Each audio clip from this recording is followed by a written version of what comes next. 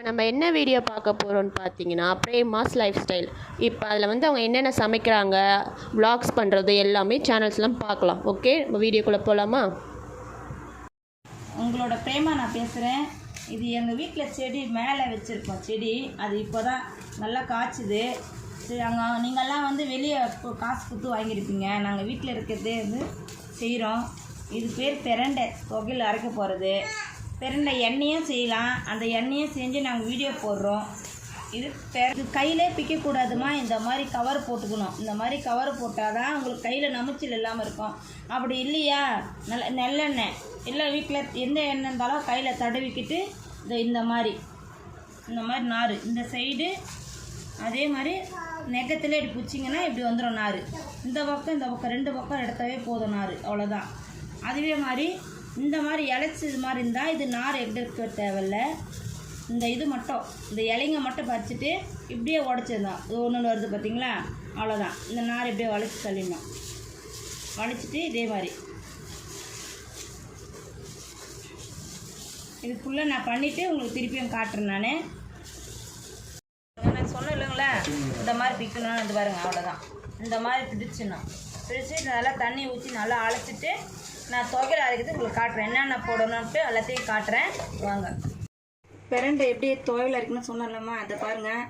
இது கழுவிட்டு ஒரு துணியில் துடைச்சி வச்சிடணும் சுத்தமாக. வாங்க, இந்த பாருங்க. இது உளுத்தம்பருப்பு, தேங்காய், இஞ்சி, புளி, காஞ்ச மிளகா, இவ்வளோ தான். வாங்க, இது தனித்தனியாக வதக்கணும். இது உளுத்தம்பருப்புக்கு, இது பிரண்டைக்கு.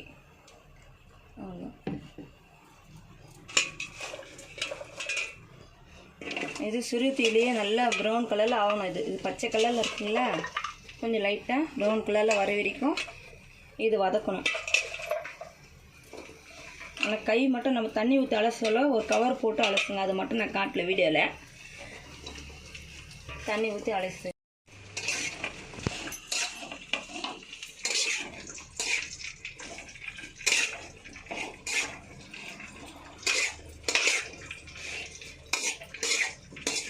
இது ஒரு பக்கம் அப்படியே வதங்கின்னு இருக்கும்.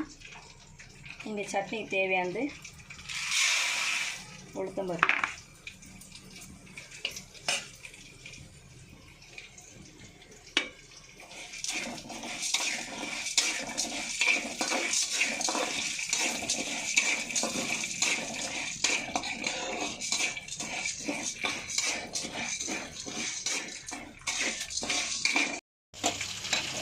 உளுத்தம்பருப்பு செவந்துருச்சு.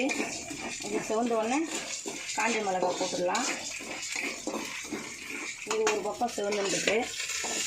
ஏன்னா ஒரு பக்கம் இதுவும் ஒரு பக்கம் செய்யணும், அதுவும் செய்யணும், ரெண்டு பக்கமே தான். இந்த எண்ணெய் திருப்பி நம்ம யூஸ் பண்ணக்கூடாது. இது அவ்வளோதான். இது அதான் கொஞ்சமாக போட்டுக்கணும்.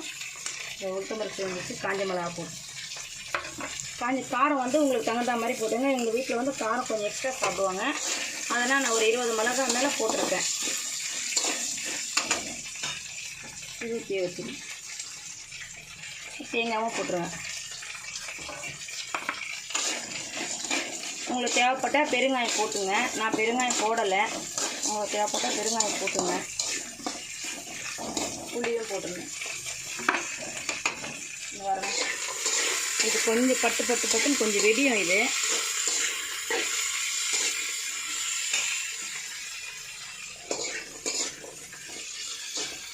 இது உடம்பு வயசானவங்க சாப்பிட்லாம், பெரியவங்க சாப்பிட்லாம், எல்லாருமே சாப்பிட்லாம்.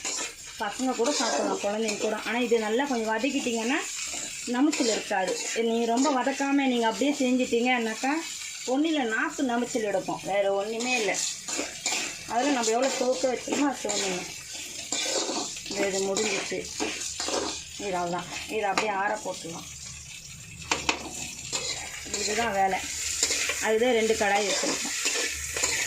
இந்த எண்ணெய் கூட யூஸ் பண்ணிக்கலாம். ஏன்னா இது வந்து கொஞ்சம் இந்த எண்ணெய் வந்து வதக்கிறதுனால இதோட இதெல்லாம் உள்ளே போயிடும், சாரெல்லாம் உள்ளே போச்சுன்னா அந்த எண்ணெய் யூஸ் பண்ணால் திருப்பி அந்த நமைச்சல் கொஞ்சம் எக்ஸ்ட்ரா இருக்கும்.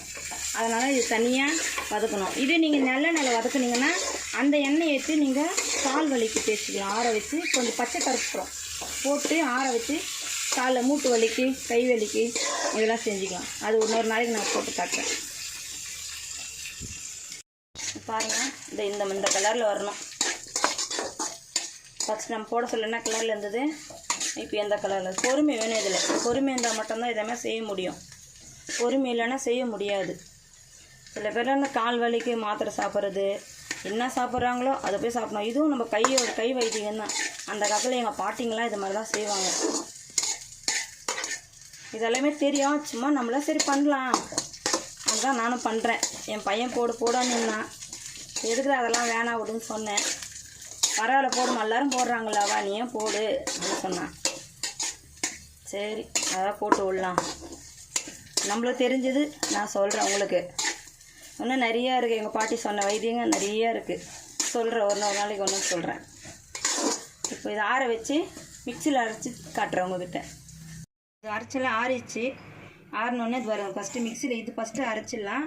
இது அரைச்சிட்டு பிறகு இதுவும் அரைக்கணும் சேர்த்து. ஏன்னா ஒரே முட்டை கொடுத்தனா இது அரையாது, ஒரு மாதிரி நாராக வரும். இதை அரைச்சிட்டு உங்களுக்கு காட்டுறேன். ஆச்சு, இது இந்த மாதிரி தான் நாராக வரும். அதனால தனித்தனியாக போடலாம். இப்போ இது உளுத்தம் பருப்பும் தேங்காய் இஞ்சி இதெல்லாம் உங்களுக்கு தேவைப்பட்டால் பெருங்காயம் போட்டுங்க. முதல்ல நல்லாயிருக்கும் சொல்கிறது ஒரே ஒரு விஷயம், லேடிஸுங்க நல்லா கை நிறைய வழியில் மட்டும் போடுங்க. தயவு செஞ்சு வழியில் போட்டு சமையல் செய்யுங்க. ஏன்னா அது வந்து ஃபேஷனானு ஒரு வழியில் போட்டு செய்கிறாங்க.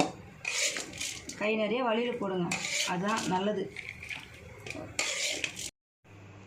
நாங்கள் அரைச்சி முடிச்சிட்டேன். இந்த பாருங்க எண்ணெய், உங்களுக்கு எவ்வளோ தேவையோ அவ்வளோ எண்ணெய் ஊற்றிங்க. இந்த அரைச்சி இது பாருங்க துவையல் எப்படி இருக்குது, சூப்பராக இருக்கா. கடுகு போட்டுடணும். கடுகு நல்லா பொரிஞ்ச உடனே செய்யுங்க. நான் நிறைய வீடியோவில் நானும் பார்க்குறேன், கடுகு போடுறாங்காண்டி வீடியோக்காக உடனே போட்டுடுறாங்களா என்னன்னு தெரியல. கடுகு பொரியணும், பொரிஞ்ச உடனே இப்போ செஞ்சிங்கன்னா நல்லாயிருக்கும். கசப்பு எடுக்கும் கொஞ்சம் ஒரு மாதிரியாக, கடுகு சரியாக பொரியலன்னா. வீட்டில் பெருங்க சாப்பிட்லாம், இது குழந்தைங்க எல்லாமே சாப்பிட்லாம். இதெல்லாம் தப்பாக இருந்தால் கொஞ்சம் மன்னிச்சுங்க. ஃபஸ்ட்டு வீடியோ திணறேன் பேசுகிறதுக்கு.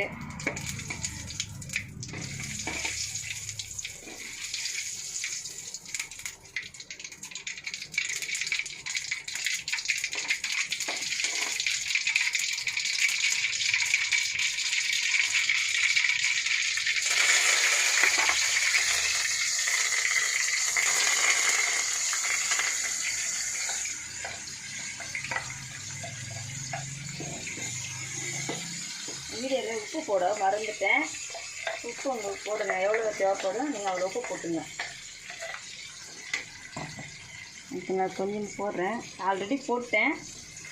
உங்களுக்கு தேவையான எவ்வளோ வேணுமோ அவ்வளோ போட்டுங்க. வாங்க சாப்பிட்லாம். இங்கே பாருங்கள், இது சாப்பாட்டுக்கும் சாப்பிட்லாம், இட்லி தோசைக்கும் சாப்பிடலாம், தயிர் சாதத்துக்கு, கஞ்சி சாதம் இதெல்லாம் சூப்பராக இருக்கும். பாருங்கள் சாப்பிட்றேன்.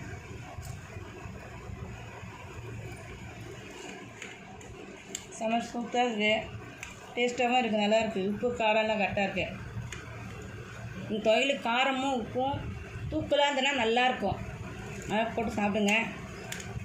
ஷேர் பண்ணுங்கள், லைக் பண்ணுங்கள், பெல் தட்டுங்க.